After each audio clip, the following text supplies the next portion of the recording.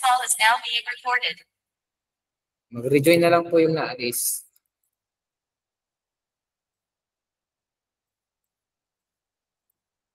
Kita nyo na? Kita nyo na ba? Wala pa, sir. Wala pa yung PowerPoint? Meron na, sir. Meron na, sir. Okay. So last time we discussed about day number 8. And day number 8 is all about the measures of central tendency. Now, moving on to the next is all about the measures of dispersion. Okay, we have two objectives. Identify the appropriate measures of dispersion for the given data set. And we're going to compute the appropriate measures of dispersion in real life situation. Okay, so tayo review muna. Here po, in a set of numbers, if the mean is 50 and the median is 45, always remember that if 50 is bigger than the median, the answer is always skewed to the right. I repeat, if the mean is bigger than the median, the answer is always skewed to the right. So the answer here is letter B.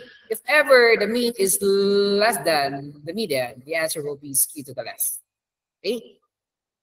Number 2, for the data set 10, 12, 14, 16, 18, 20, which measures of central tendency will be the highest? There's no highest in this situation because the mean is 14, the median is 14 or 15 rather. 14.5 rather. As in 14.5. 14 plus 60, 15. Basta, mas ganito yung tanungan for the data 1, 2, 3, 4, 5, 6. So even number. So wala pong highest dito. Pare-parehas po yan. The mean, median, and the mode. So they are all the same. Dito naman sa number 3, a teacher calculates the average score of her class on a recent test to determine how well the students understood the material. The scores are 85, 90, 78, 92, 88, 79, and 84. So, try natin kunin yung mean niya. So, the mean here is, try natin 85 plus 90. 85, 90, 78. 78, tapos 92. 92, 88. 92, 88, 79. 79, tapos 84. So, ilan yung sample size natin yan? I-divide natin siya sa 1, 2, 3, 4, 5, 6, 7. So, divide natin sa 7. So, meron tayong 85. So, sa question natin, ay sa choices natin, walang decimal yan. So, kung titingnan natin yung malapit, the answer is 80. Number 3 is 80. What? Ano yung pinakamalapit sa number 3? 14 lang yun. Okay. 85, 90, 78, 92. B po. So, 85. Yung pinakamalaki. Bakit? Kasi wala akong decimal pagpipilian. So, the answer is 85.40. Next, a biologist measures the length of fish in a pond for research purposes. So, we have 15, 18, 20, 22, 25, 28, and 30. What is the median? So, bilangin natin 1, 2, 3, 4, 5, 6, 7. So, yung pang-apat, 1, 2, 3, 4. So, 22 is our median. Next, a researcher collects data and we're going to get the mean. So, 1, 2, 3, 4, 5, 6, 7. So, divide natin sa 7.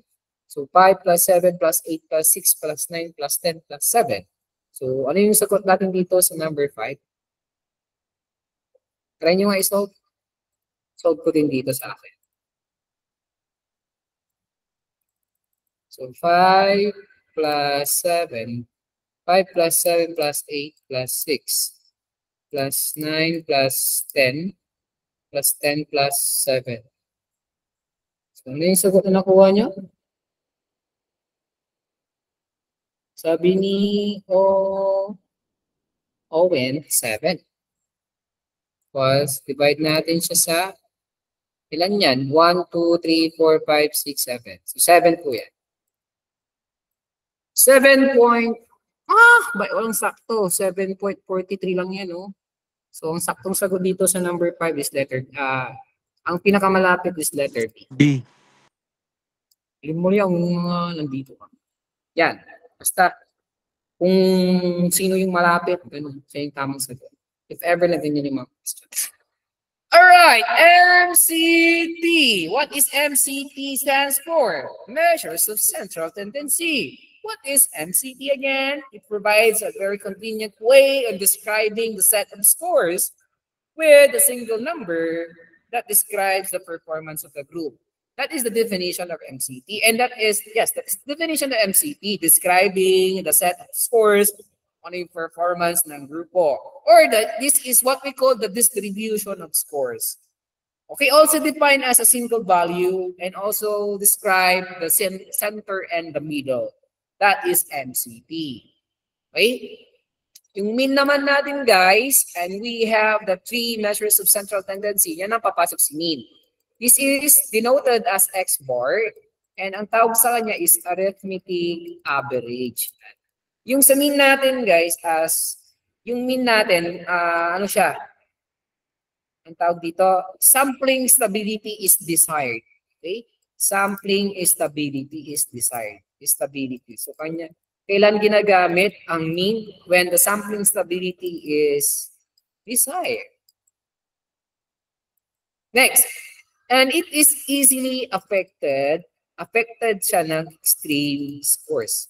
Again, the mean is easily affected by extreme scores. Okay? This is the most stable. Pinaka-most stable siya. Kaya nga sampling stability, di ba? At ni-measures natin yung stability dito. Again, mean is arithmetic average or the average value of the data set. And if we're going to relate this one into levels of measurement, siya yung tinatawag nating interval. Okay? Then what is the difference in the mean and the weighted mean? And mean, ganito lang. You're going to add 25, 20, 18, 18, 17, 15. I-add mo lang to lahat ng scores. Bibilangin mo kung ilan yung scores na nandyan. So 1, 2, 3, 4, 5, 6, 7, 8, 9, 10. 1, 2, 3, 4, 5. So ibig sabihin yung n mo is 15. Ngayon, para makuha mo yung mean natin, syempre dapat i-add muna yung 25, 20, 18. So yung sagot natin dito is, try natin yung sagot na. 25 plus 20 plus 18, 25 plus 20, 18 plus 18, tapos 17 plus 15, 17, 15, tatlong 15, 15, tapos meron tayong dalawang 14, tapos meron tayong 13 na isa, dalawang 12, meron tayong dalawang 12, tapos meron tayong dalawang 10. Tapos divide natin siya sa 15. So the answer here is 15.2. Okay, the answer here is 15.2. 15.2. So ganyan lang po ang mean. Pero ano ba ang weighted mean? So what is the difference of mean and weighted mean? Kapag sinabi natin weighted mean, guys, it is more accurate. Okay, more accurate siya, and it's denoted by WX bar. Okay? And representation of have different values and different levels of importance. Okay? So ibig sabihin po dalawang columns po yung ibibigay niyang data or dalawang set of numbers. The first one is, example here is the grade, which is X sub n, and the units is W sub n. Then based from this slide, we're going to multiply the X sub n to W sub n.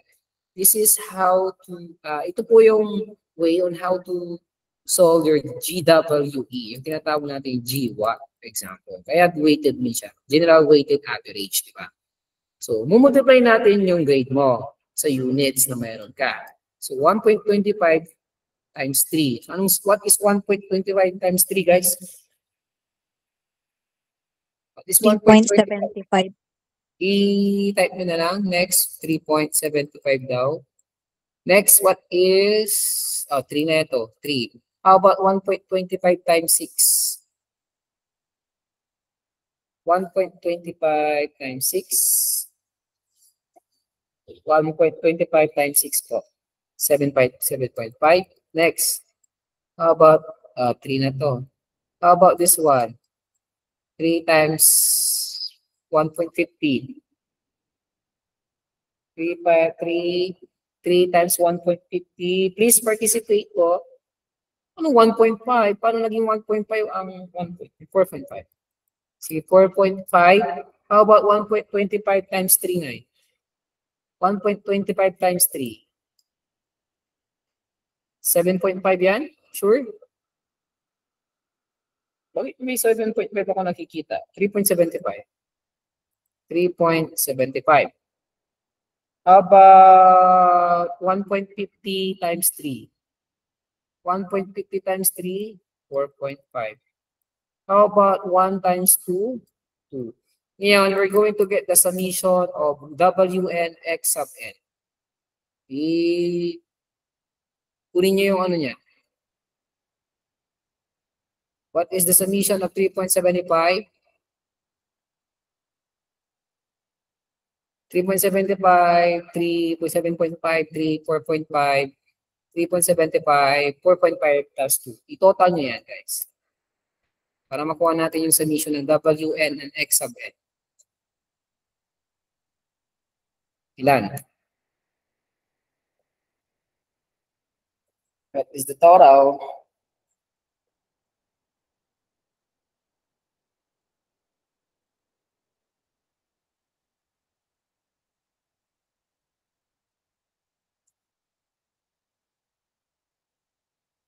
May nagsosolve ba?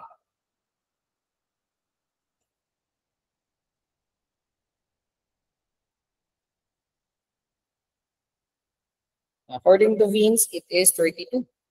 So this is 32. Divide. Yung units po, yun yung po yung ating summation of Wn. So our Wn, 3 plus 3, 6, 3 plus 3 plus 6 plus 3 plus 3 plus 3 plus 3 plus 2. Answer. So 3 plus 3 is 6, 6 plus 6, 6 plus 6, 12, plus 3, 15, 15 plus 3, 18, 18 plus 3, 21, 24, and then 2 is 26. Is it 26? Okay, 26 po. And para makuha natin yung ating weighted mean, 32 divide 26. Kasi ang formula niyan, ganito. The formula of weighted mean is x bar, W x bar is equal to the summation of Wn, W raised to n, and x sub n all over the summation of Wn. Yung nakuha natin dyan is 32, and then meron tayong 26 na Wn. Tapos yung answer natin, 30, what is 32 divide 26? Ang yung kanyang grade is 1.23. Okay? So, 32, Vince Caras. Caras, anong section mo? Caras, anong section mo? Barbiran, anong section mo?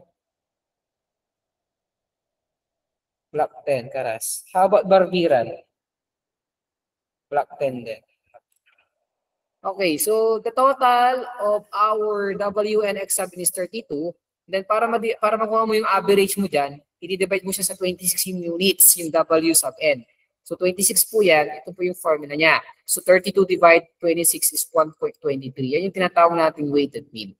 Okay, yan yung pinagkaiba niya sa mean. Tingnan yung mean. All you need to do is to add all the data set and then divide it according to the sample size. But here, the sample size is the unit. So malaki yung sample size niya. But the sample size is multiplied to your x sub n. Okay? So that is the difference of the two. Again, the weighted mean is more accurate representation, okay, of data set. And we have the so-called median. Median has a symbol of x na may kulot-kulot sa taas. At ito yung tinatawag nating counting average. Since counting average siya, so counting average from lowest to highest. Tama? Lowest to highest, ibig sabihin, it has something to do with ordinal of level of measurement. So ordinal po yan. Interval si mean. And median, guys, it's all about the 50%. This is q sub 2, 1/2, and yung mga palatandaan ng median. And this is not affected, not affected by extreme scores. So yung mean natin is affected by extreme scores. But in median, this is not affected kasi you're going to arrange lang from lowest to highest. Again, not affected by extreme scores po ang median. Again, ordered from lowest to highest. That is what we call median. Next, yung mode natin, guys, we have the X hat for the symbol. And ito yung tinatawag nating inspectional average. Inspectional average po. Okay? Then, sa mode, meron din tayong 4 na klase ng mode. Yung una is the unimodal. Unimodal, meron tayong bimodal. Meron din tayong tri or multi. Tri or multi. Multimodal. Parehas lang yan. Kasi ito yung 3 up, 3 pataas. And meron tayong zero mode or does not exist. Rectangular. Rectangular mode ang tawag doon. So this is 0. Bimodal is 2. Unimodal is 1. Okay? Since sa mode natin, kung i-relate natin siya sa levels of measurement, siya po ay nominal. Nominal po ang mode. Okay? And aside from that, meron tayong mababasa sa mga question na most frequently po. Most frequently or the most occurred numbers in a distribution. Okay, it may not exist because of the word rectangular mode 0. Most frequently, most occurred in the data or distribution. That's it for mode. Okay, so try natin i-review ulit ang meaning ng mean, median, and mode sa ungroup data. Guys, kapag ungroup data, yung n is less than 30. Ibig sabihin, 29 pababa. Okay, so we're going to find the mean, median, and the mode of the following list of values. Okay, so pag kukunin natin yung median, ay the mean, i-add nyo lang to lahat. So kapag in-add mo yan, our answer here is, kunin nyo na ang mean. What is the mean? 105 all over 10, that is 10.5. What is our median? Median, and what is our mode? So, arrange mo. Yung mode, madali lang yan. Makikita mo yung 10, inspect mo lang. So, may have 10 and 11. Kasi tatlo yung 11. So, 11. So, we're going to interpret 10 and 11. This is a bimodal. Kasi dalawa. Bimodal po yan. What is the mode, median of these values? What is the median? 1, 2, 3, 4, 5, 6, 7, 8, 9, and 10. Is it 10, Vince? 10 ba? 1, 2, 3, 4, 5, 6, 7, 8, 9. 1, 2, 3, 4, 5, 6, 7, 8, 9, 10. 10 po yan eh. Ibig sabihin, magdedecimal po tayo. The answer here is 10 all over 2? 10 plus 10? 10 pa rin yung sagot. Okay. Okay. Hindi siya 10.5? Ni 8, 9, tatlong 10. Tapos 11, tatlo, 11. 11. Tapos meron tayong 12 na isa. Meron 13. 1, 2, 3, 4, 5. Ito yung 5, 6, 7, 8, 9, 10. O, di ba? 10.5. 10 plus 11. 10 plus 11. 21 divided 2, the answer is 10. So the median is 10.5. So Vince, 10.5 ang sagot. The answer is 10.5 because the 6th and the 5th term is 10 and 11. So 10.5 po. You're going to get that two middlemost numbers and divided by 2 because this is even number. Ganun po yung gagawin natin. Next. Ito naman, find the mode. Naka-arrange na yan kaya ito yung ating mode. The mode here is 72, 72, 72, 72, 72. So since lima most frequently numbers here is 72, so the mode here is 72. And interpret natin yan, unimodal lang siya. Unimodal. Okay, so ganun lang po yan. And kapag sa group data naman guys, ito na yung n is greater than or equal to 30. Ibig sabihin 30 and up. Okay? So since meron tayong example dito, 42 patients po. Ang 42 patients po is our sample size, and don't forget to express your answer in 2 decimal places. Okay? And we have the mean, median, mode of group data. Group data, again, n is greater than 30. And if the data is grouped, that's the time that we're going to use the frequency distribution. That is the table or tabular. Yan yung table natin or tabular arrangement of the data, of the distribution. Ito po yan. Ito yung tinatawag nating FD, frequency distribution. Ito yung table, ha? Okay? So this is group data. Since it is group data, then that is the time that we're going to use FD or the frequency distribution. Example natin dito, we have the classes. Classes is also denoted as X. And lahat ng nasa left natin, it is LL. Lahat ng nasa right natin is UL. Okay? And this is our frequency. Okay? Frequency XM is our class mark. Class mark po yan. And to find the class mark, you need to get the sum of LL plus UL, divide natin yan sa 2. Okay? And the first question here is, what is the value of your sample size? So what is the value of your N? So first, we need to find the value of N, and what is our N, guys, in this problem? In finding the N, you need to get the sum of the frequency. So according to Zyril, the answer is 42. And thank you. XM is the class mark. So 10 plus 19. What is 10 plus 19? All over 2. First class mark natin for first lower boundary or boundaries of 10 and 19. The answer here is 14.5. May shortcut tayo dito. Dapat alamin mo yung CI. So ano yung CI, sir? CI or I, ito yung tinatawag nating class width or the class interval. So ano yung class interval natin? So 20 minus 10, 30 minus 20. So the class interval here is 10. So add mo lang yun. 10 plus 14.5, that is 24.5. Sorry, cut na natin. This is 34.5. And this is 44.5. And this is 54.5. Next, add 10, sir. Very good, Mark. Add 10 lang tayo yan. Sa LCB naman, ang LCB ko ay lower commutative boundaries. Ibig sabihin, yung mga lower nandito. Ma-minus lang tayo ng 0.5. Ma-minus tayo ng 0.5 yan, nagiging 9.5. 19.5. Tapos, meron tayong 29.5. Meron tayong 39.5. And 49.5. Kung papansinin niyo yan, nag-add lang ako ng 10. Add 10 lang. Kasi yung interval natin, 10. 0.5 po ha. 0.5. Joanna. 0.5 plus, magpa-minus tayo ng 0.5 sa x.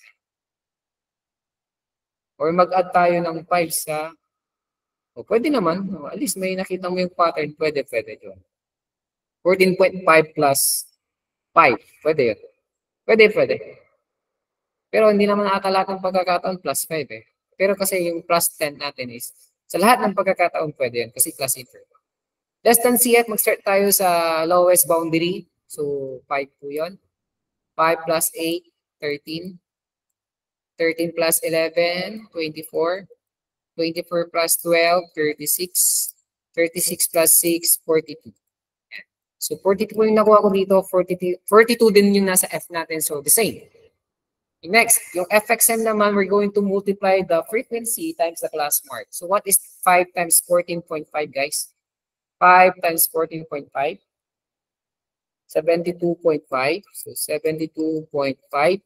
How about 8 times 24.5?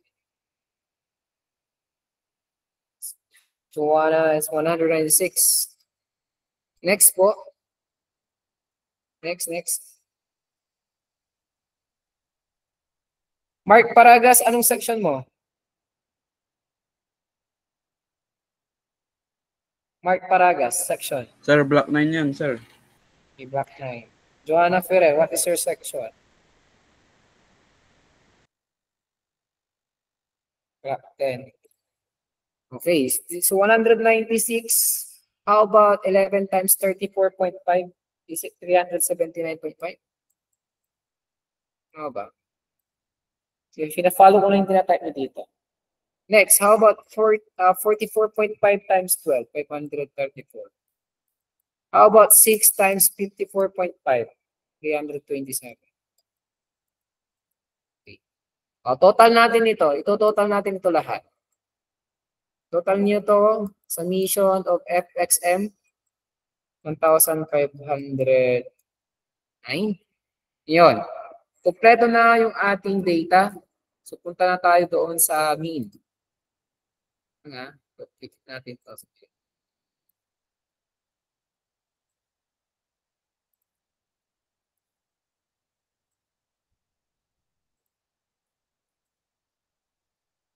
Dito tayo sa mean. Okay.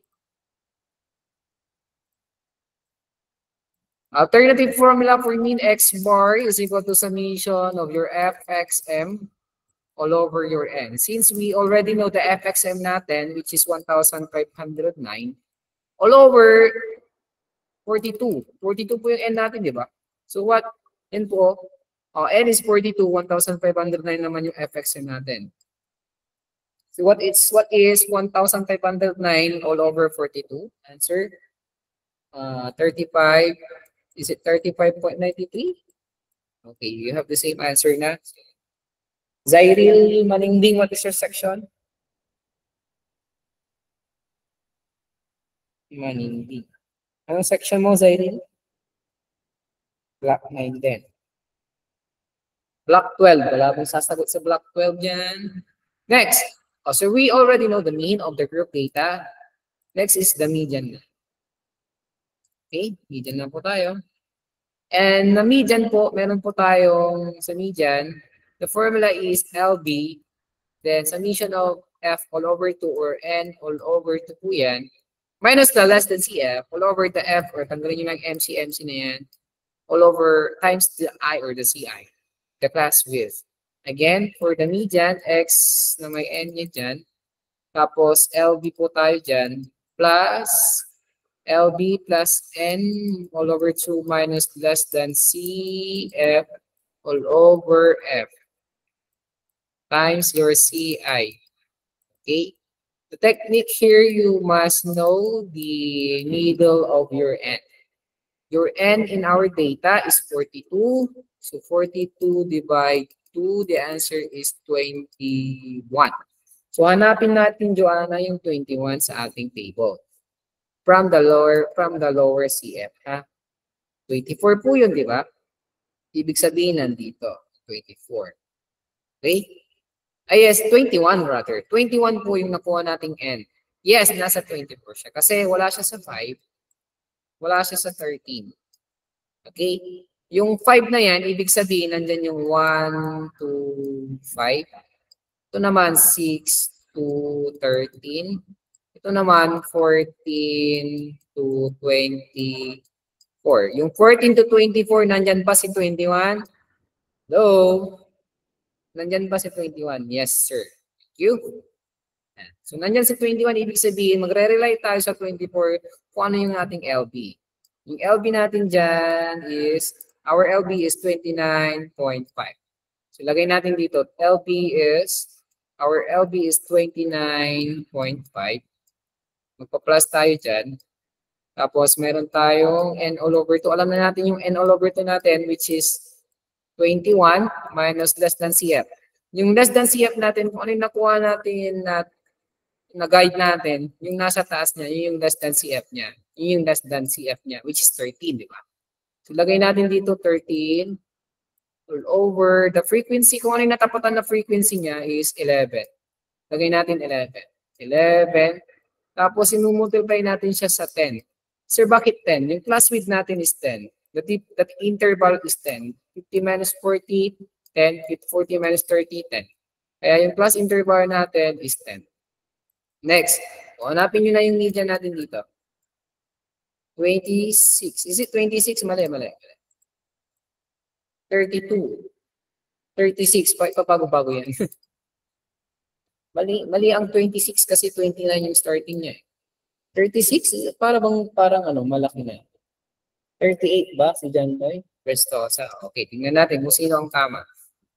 Dahil hindi kayo pare-parehas, isolve ko po. 29.5 plus open, fraction 21. Fraction natin 21 minus 13. Sa baba is 11. Multiply natin siya times 10. Then our answer here is 36.77. 36.77 is our answer. 36.77. So, tingnan natin yung nakatama dito. The first one who got the correct answer is Joanna Ferrer. Joanna Ferrer times 2 na siya. Next. Punta tayo sa mode. The mode is,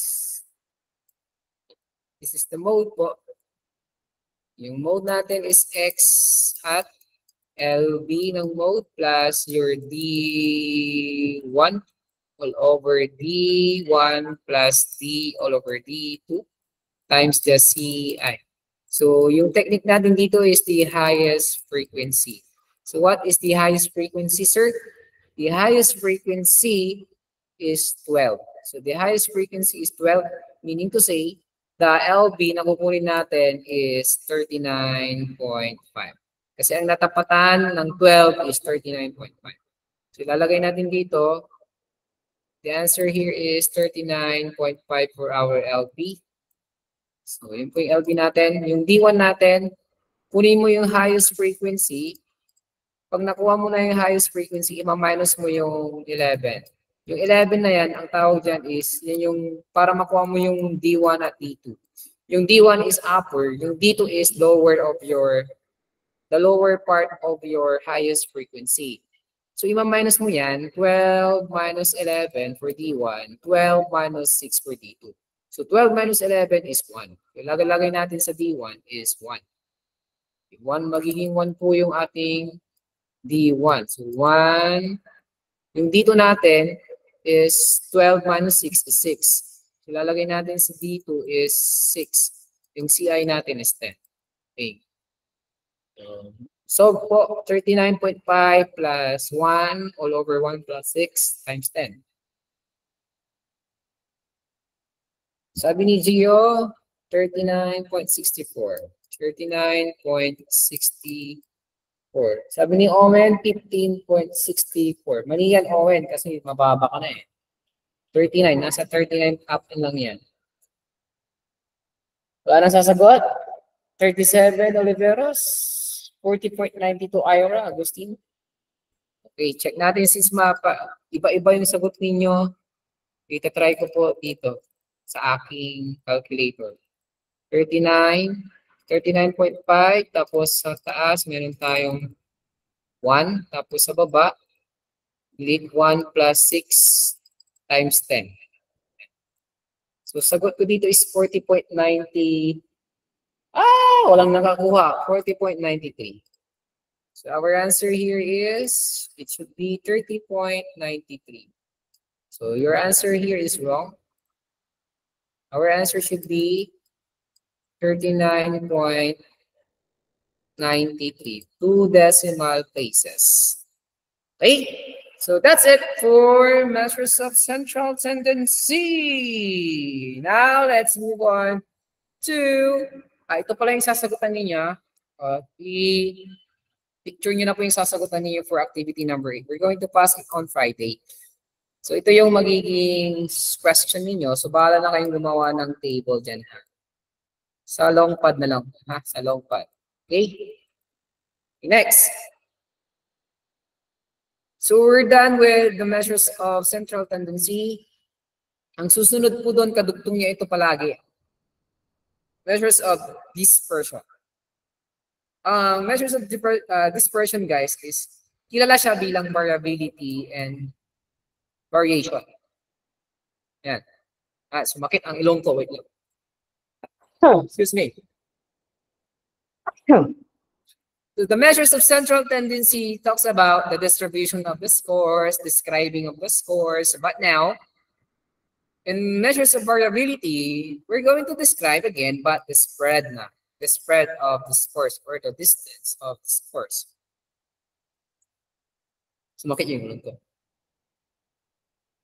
Basta yung palatandaan ng MCT doon describing the scores. Ito naman, describing of the spread, yung spread ng scores. Okay?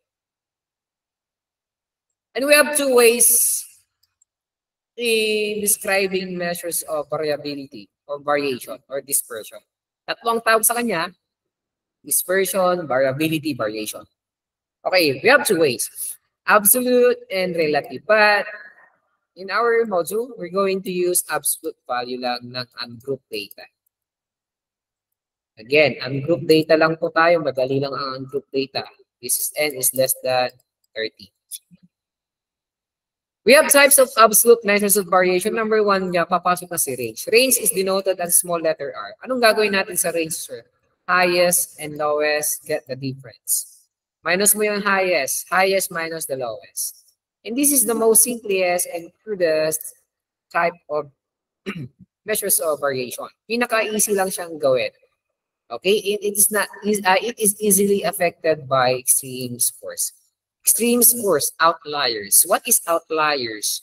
Those are the masyadong matalino, masyadong magaling outliers nga rin.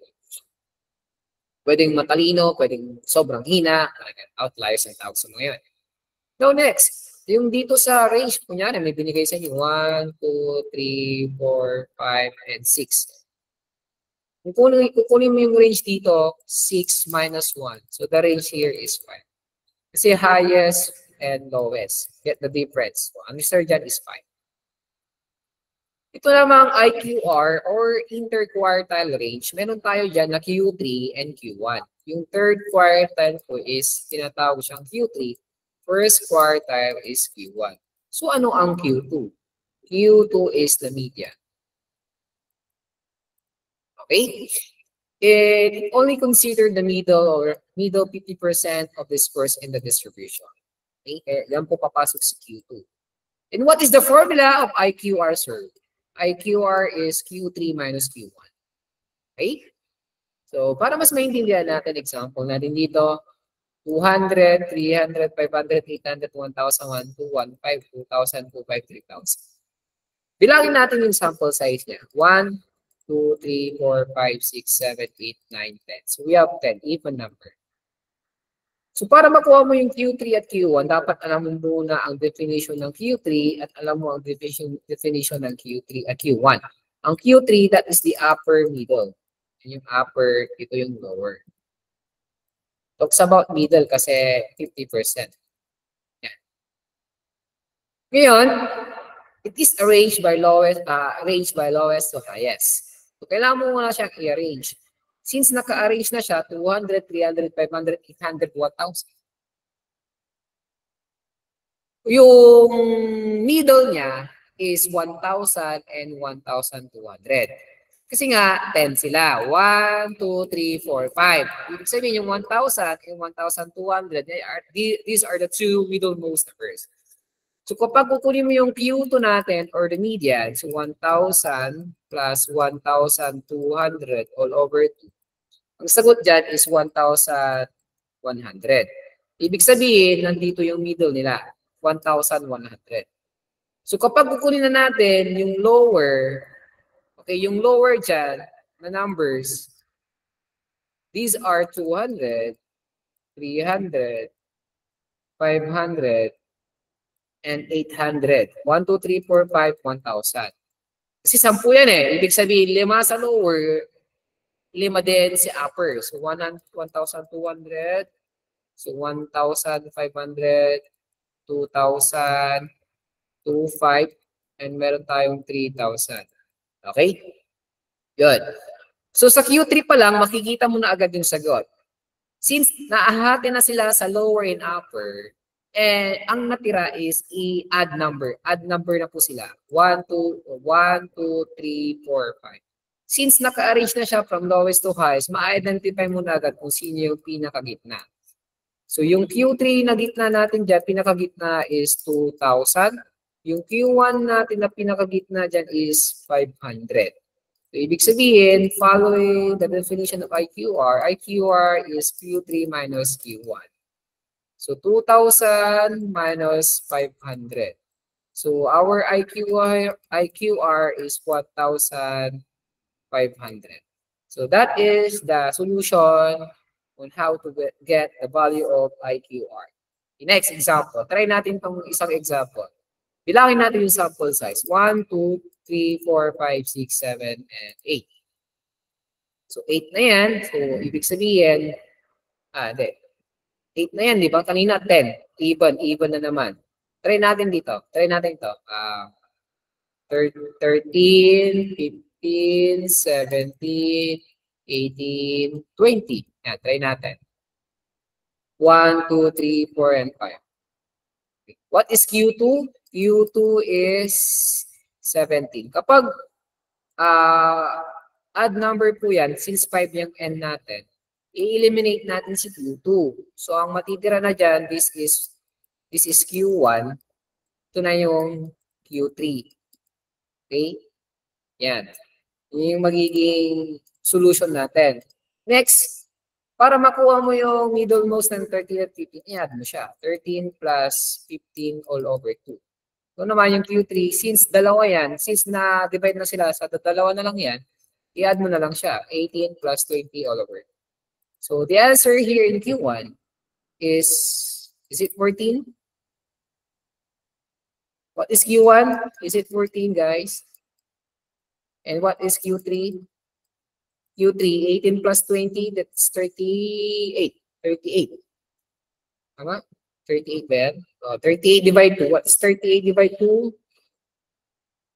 What is 38 divide 2, guys? 19? Is it 19? Okay, 19. Alam mo na yung IQR. IQR is 19 minus 14. So the answer here is 5. Okay, can you click the thumbs up button kapag naintindihan si IQR? Are you good, guys? Do you understand the IQR? Okay. Mag-chat lang kayo pag hindi nyo nag-gets. Okay, yung sample na yan, yung sample variance na yan, kapag sinabi mong sample, S lang yan. Okay, sample variance is, yes, variance is S squared. And kapag sinabi mong sample, your N is less than 30. Okay? Sample variance po. Yung definition, basa-basa lang yan, shows the variation of the mean, provides the measures of how data points differ from. Parehas naman. So, wag nyo na yan. Huwag nyo na masyadong pansinin yan. Dito lang tayo magpansin. Ito na. Yun. Kapag tingnan nyo to, yung sample, guys, meron tayong n-1 kapag population is all over n, all over n. Hindi naman masyadong mapapansin yung population. Magpo-focus tayo sa sample lang. Kasi kasi ungroup data ang sinabi sa module ninyo. Since ungroup data siya, your n is less than 30 lang po. So magpo-focus lang tayo sa sample. Tandaan niyo kapag nakuha mo na yung sample na variance, makukuha mo na agad si standard deviation. Why? Kasi you're going to take the square root of the variance para makuha mo yung standard deviation. Yun lang yun. Tingnan nyo to. So find the range, IQR, the variance, and ST.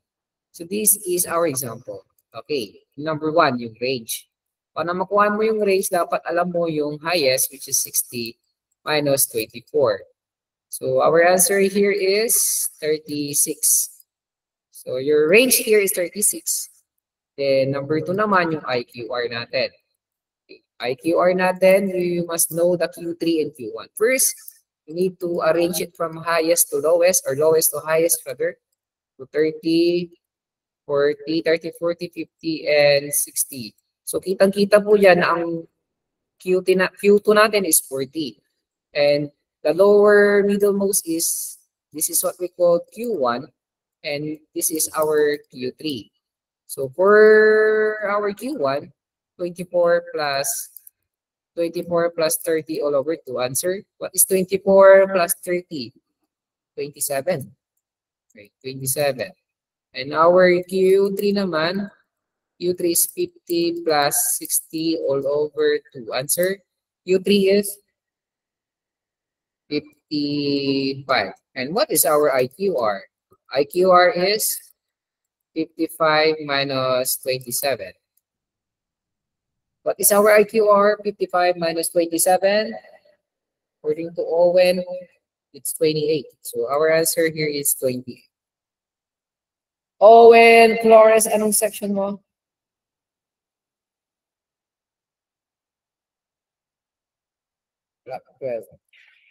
Okay, this is our IQR. Next is for number 3 is the variance. So variance na tayo. Variant is denoted as S squared. Okay, so we have the values of X, which is 24, 30, 24, 30, 40, 50, and 60. Okay, next. Kuha tayo ng table para mas madali. Dito tayo. Sa susunod is X minus X mean. So, dapat alam mo muna yung mean mo. So, i-total nito, what is 24 plus 30 plus 40 plus 50 plus 60? Para makuha natin yung mean. What is the summation of the mean? A summation of X. What is 24 plus 30 plus 40 plus 50 plus 60? The answer is 204. So, 204, divide natin yan sa 5. Why is it 5? Because we have 5 sample size. 1, 2, 3, 4, 5. So, 204 divide 5, 40.8? 41? Aba, 40.8. So, 40.8 according to Mark. Mark, anong section mo, Mark? Ilumen. Mark, Ilumen, anong section mo? Club 10. Okay, so alam na natin yung mean. Oh, ngayon, yung X, i-minus nyo daw sa mean na nakuha. So, 24 minus 400, 40.8 answer is 16.8. Nakalimutan nyo yung negative. Negative. Next, what is 30 minus 40.8?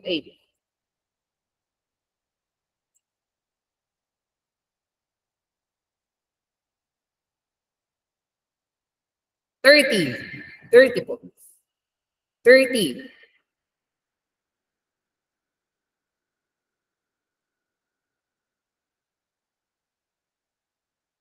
Negative 10.8. Sure kayo ah? Ito namang 40 naman. Negative 0.8. Tama ba yung 20 po? How about 50? Negative 0.8. How about 50 minus 40.8? How about, 50? 50 po, 50. 9.2. How about the last one? 19.2. Next, ang susunod dito is X minus the X bar raised to 2. I-square nyo yung negative 16 times 8. Lagyan nyo ng parentheses, negative 16.8 raised to 2. Or ilagay nyo na agad 16.8 raised to 2. Yan. Pwede nyo gayahin to sa calculator, yung dalawang yan. Parehas lang lalabas na sagot. So what is 16.8?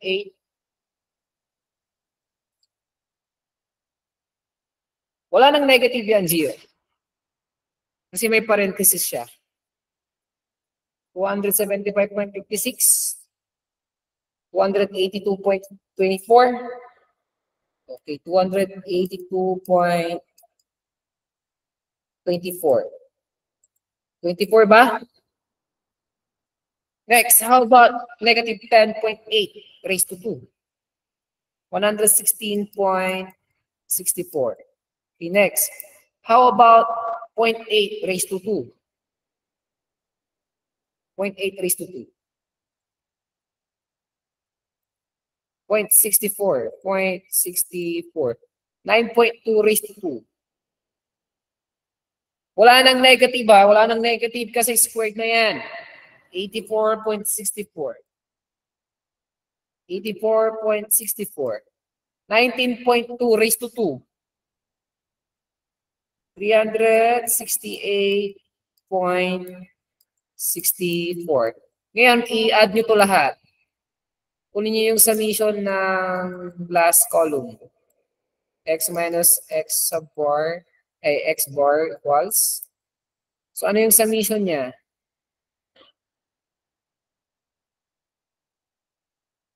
Kunin nyo yung total. Opo, kayo maglala, isa-send ko. Justin, your answer is wrong. Anong... John Lloyd Quizdosa, anong section mo?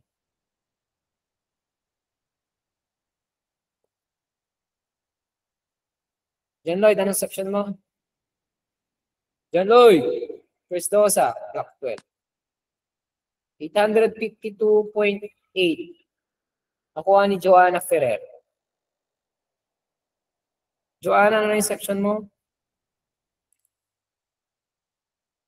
852. 852.8 yan, ha? So, erase natin yan. 852.8. Ayan. So, meron na tayong 852.8. So, kukunin natin yung variance. Yung variance is S squared. Balikan natin yung formula, oh. Ito yung formula. Sample po, ha? Ito, yan. Ito naman yung standard deviation. So, the S squared is the summation of your X, the quantity of X minus X bar squared, may squared po yan, all over N minus 1 kasi sample lang siya. Kapag sample yan, N minus 1. So, nakuha na natin yung total ng X minus X bar raised to 2, 852.8 all over 4. Sir, paano naging 4? Kasi yung nakuha natin na N is equal to 5. Your N here is equal to 5. 1, 2, 3, 4, 5. Kaya nung distribute na natin dito, sinatitute na natin, naging 4. So, ano yung magiging S squared natin? Yes, i-divide po yan sa 4. Your answer is 213.2.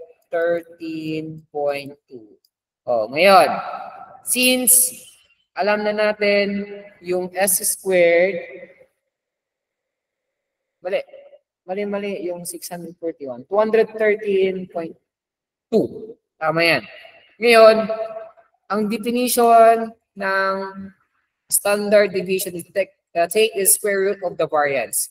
So, nakuha na natin yung variance niya. Diba? Nakuha na natin yung variance niya, diba? Kunin niyo yung square root ng S squared. Kunin niyo siya. Kunin niyo yung square root niya.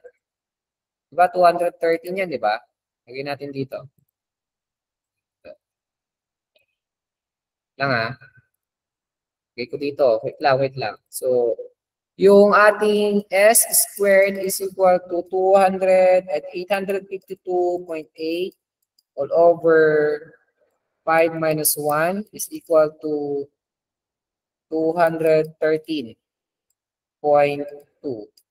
So, para makuha mo yung standard deviation, take the square root of 213.2. So, what is the standard deviation now? 14.60. Right? So, that is the module number 9. Sino pang nauna dito? Si Estrada. Estrada, anong section mo? Estrada, anong section? Block 9. Sebastian, ano ba? Nauna ba ito? Sebastian. Anong last name mo, Sebastian?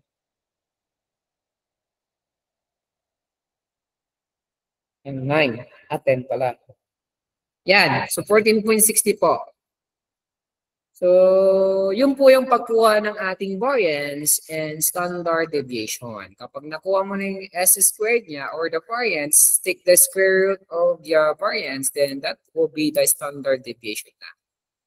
Okay? So, this is the activity that you're going to submit on Friday. So, dalawa yung gagawin ninyo, ha. Una, ito. Pangalawa is ito, yung pangalawa. Yan, ito yung pangalawa. Okay? Screenshot nyo na lang. 1, 2, 3, 4, 5, 6, 7, 8, 9, 10. Next, ito naman yung isa na gagawin. Mataas yung points niya na. 50 points yung una. Ito naman is 40 points. So, 1, 2, 3, 4, 5, 6, 7, 8, 9, 10. Okay? Thank you so much for listening. But before we leave, the only way to learn mathematics is to do mathematics. You're going to practice for you to be able to learn in mathematics. That's all. So thank you for listening and thank you for participating. And don't worry, all of your efforts in mathematics is recognized. I'm going to add plus one sa mga nababanggit ko. No, sir, online class may pinagawa ba kayo activity? Wala akong pinagawa kasi hindi namin natapos. Kaya gagawin natin sa Friday, ha? Yung dalawa, 8 and 9. Don't forget to level your answers. Module 8 and module number 9. Okay, i-separate ko yung dalawa. So that's all for today. Thank you so much for listening. Bye-bye, guys. Don't worry, I'm going to send the recorded lesson. Bye-bye. We now live.